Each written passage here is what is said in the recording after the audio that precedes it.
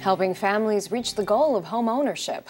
I'm Jill Horner. This is Comcast Newsmakers. With me this hour is Maureen Mulligan, Executive Director of Coastal Habitat for Humanity. Thanks for being with us, Maureen. Thank you for having me. Give us an idea as to what you do as an organization. We know you for your build sites, but it goes beyond building homes. Yeah, it surely does. Coastal Habitat has been in existence since 1994. And our main focus, most of those years, was to indeed provide affordable housing to working families in need.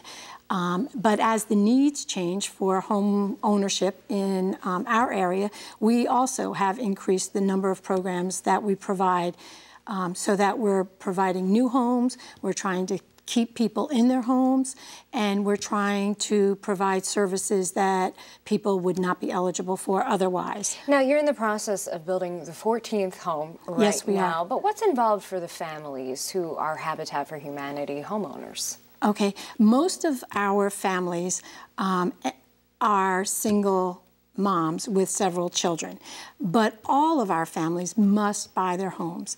There is a misconception that Habitat gives homes. We don't.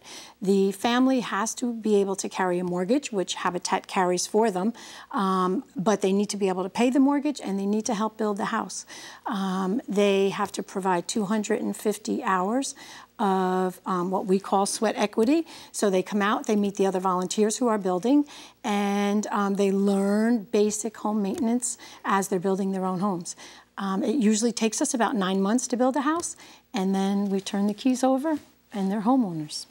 Now, in addition to that, you have some other programs you're working on, neighborhood revitalization, not just building new homes, but working to improve the quality, the overall look of existing homes. Right, absolutely.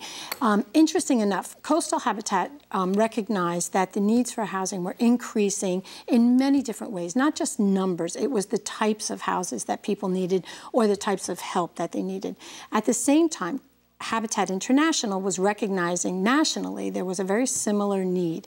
And so Habitat International decided to start providing some resources to local affiliates, which is what we call our chapters, and encouraged us to look at housing as part of community development. And that's what we have started to do.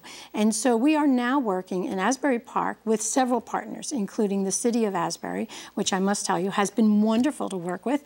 They're really very encouraging and doing everything they can to make it easy for us, along with two other nonprofit affordable housing companies. One is Interfaith Neighbors and one is the Affordable Housing Alliance.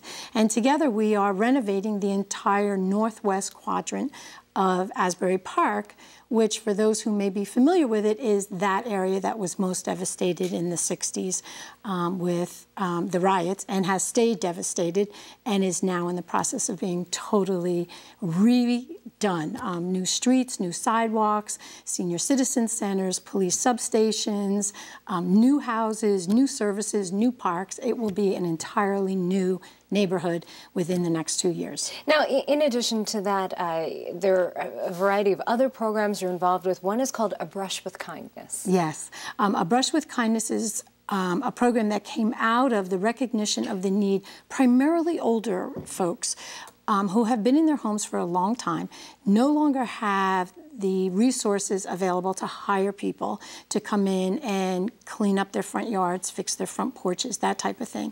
Or it's people with disabilities. And so what we're able to do is get a small group of folks who come for one day usually and will clean up the entire front yard. They will paint the house, they'll fix the front doors, they'll fix, you know, the porch if it needs some help, and it allows primarily older and disabled people to stay in their homes when otherwise they might not be able to do that. And a very few seconds left, but you're working on everything from home repair to weatherization to putting in ramps and rails for those who need it. A few seconds left, but you're looking for volunteers for all of these projects. Yes, we are. We're looking for volunteers not only to do construction, but committee work, administrative work. Any help, we will take it. Thanks so much. Thank you. We've been talking with Maureen Mulligan. I'm Jill Horner.